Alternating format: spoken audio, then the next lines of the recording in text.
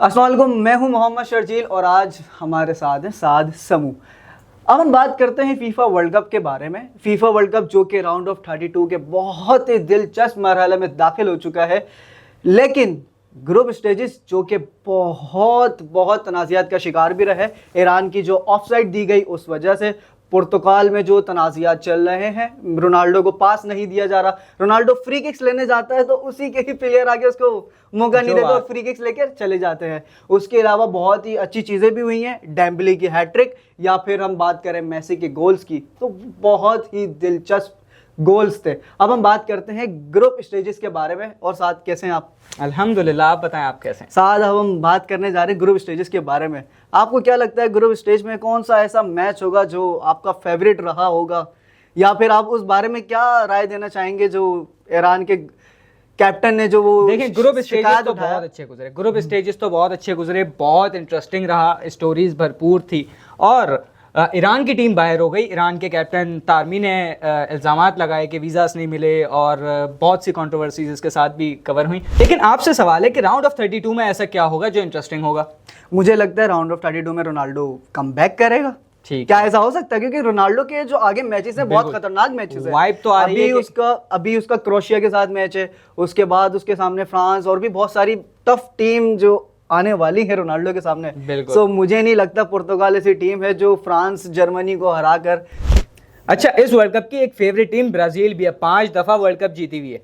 5 दफा world cup जीते तो है, लेकिन मैं कहता हूँ ब्राजील छोड़ो, मोरक्को पे बात करते हैं। मोरक्को जो पिछला वर्ल्ड कप उसने गुजारा है ना, बहुत उन्होंने उम्दा कारकर्दगी दिखाई है। और उसके अलावा अभी जो उनकी परफॉर्मेंस चल रही है, मुझे तो लगता है वो सुबह नीदरलैंड को भी हरा देंगे। मतलब ब्राजील से ज्यादा फेवरेट टीम मोरक्को है आपकी अभी? यस, मैं कह सकता हूँ ब्राजील से ज्यादा अच्छी जो अभी तक चल रही है वो मोरक्को है।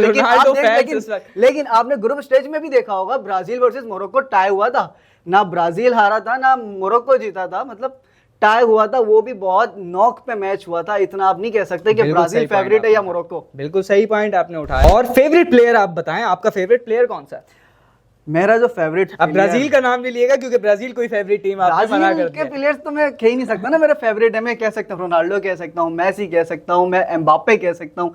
लेकिन अभी जो मुझे रिसेंट परफॉर्मेंस अच्छी लगी ना, वो डेम्बली की अच्छी लगी। जिस तरह उसने बैलन डोर जीता, उसके बाद उसने पेरिस को चैंपियन बनाया। मुझे तो लगता है इस दफा फ्रांस को वो चैंपियन बनाने वाला है। और लेकिन मैं आपसे एक प्रेडिक्शन करता चलूं, मुझे ऐसा लगता है कि ये फाइनल मेसी वर्सेस एम्बापे होगा और फ्रांस वर्सेस अर्जेंटीना फाइनल खेल के और फ्रांस क्वालिफाई करेगा। मुझे नहीं लगता अर्जेंटीना ये दोबारा ट्रॉफी उठा पाएगा। मैं आपसे कह रहा हूँ ये फ्रांस वर्ल्ड कप उठा रहा है।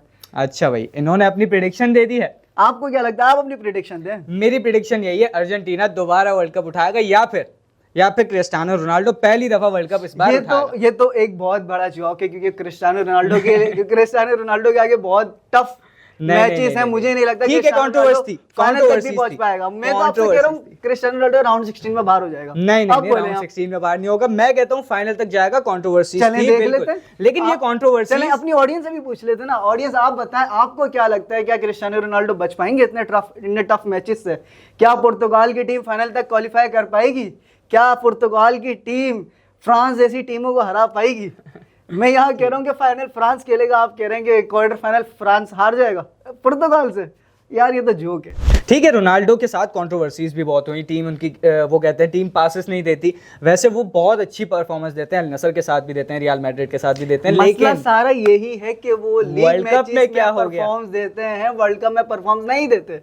किसी बड़ी टीम के अगेंस्ट वर्ल्ड कप में उनकी कोई ऐसी परफॉर्मेंस नहीं है जो मैच विनिंग परफॉर्मेंस हो।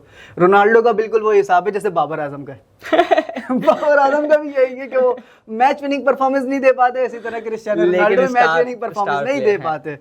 इसी तरह अगर हम देखें क्रिस्टियानो रोनाल्डो ने किन के अगेंस्ट गोल किए, उज़्बेकिस्तान के अगेंस्ट, पिछले वर्ल्ड कप्स में उन्होंने गाना के अगेंस्ट स्कोर किया, उसके अलावा और किसी बड़ी टीम के अगेंस्ट उसने स्कोर नहीं किया। तो आप कैसे कह सकते हैं कि पुर्तगाल फाइनल में पहुंचेगी? ठीक है, अच्छा चलें अब बात करते हैं टॉप गोल स्कोरर की। इस वक्त Lionel Messi top goal scorer. तो आपको क्या लगता है गोल्डन बूट कौन लेगा? मुझे लगता है पर्सनली गोल्डन बूट या तो एम्बापे उठाएगा या बेलिंगम उठाएगा या फिर एरन हालैंड सेकंड या थर्ड। लेकिन आपने ये चीज देखा होगा, भले से ही मेसी के 6 गोल हैं, ठीक है, एर्लिंग हालैंड के 4 गोल हैं ठीक है। और हालैंड एक मैच नहीं खेला। अगर हालैंड लास्ट मैच खेल लेता नॉर्वे की तरफ से, तो मुझे लगता है कि वो मेसी की टक्कर पे आ जाता, या अगर वो हैट्रिक कर लेता तो मेसी से भी ऊपर चला जाता। तो मुझे पर्सनली लगता है my favourite is Erling Haaland and डेम्बली।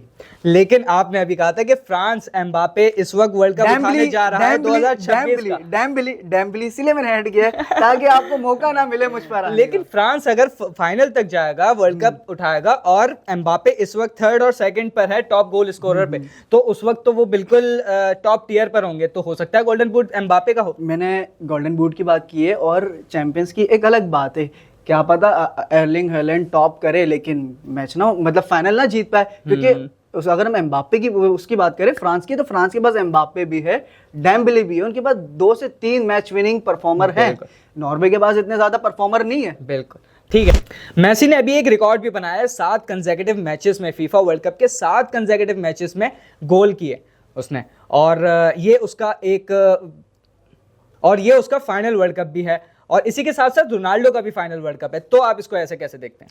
मैं देखता हूँ कि ये मेसी के लिए तो बहुत अच्छा वर्ल्ड कप होने जा रहा है। रोनाल्डो के लिए मुझे नहीं लगता ये बहुत अच्छा वर्ल्ड कप होगा, क्योंकि रोनाल्डो की टीम की जो परफॉर्मेंस चल रही है ना, आई डोंट थिंक सो कि वो क्रोएशिया से भी जीत पाएंगे। लेकिन मुझे लगता है वो राउंड ऑफ 32 से कमबैक करेगा। ओह माय गॉड, ऐसा नहीं है वो राउंड ऑफ 16 से ही बाहर हो जीत जाएगा। पाएंगे? मुझे तो लगता है वो क्रोएशिया से भी नहीं जीत पाएंगे।